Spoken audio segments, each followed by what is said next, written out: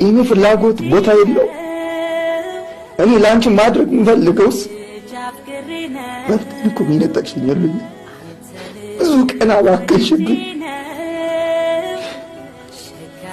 እኔ ይቅርታ አድርጊልኝ። እኔ በዚህ ሰዓት አንቺ መውቀስ ፈልጌ አይደለም፣ ግን አሳመምሽኝ።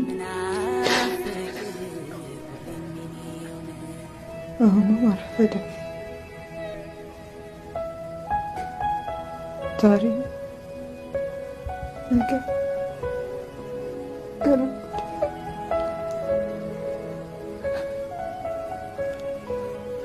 ምናልባት ትንሽ ቀናት አለ። የማንነት ጥግ የየው ገዳማ ወቅ ምልን አድርግልኝ።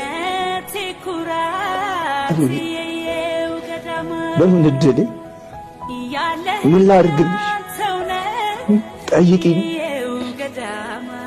ምንድን ነው የምትፈልጊው?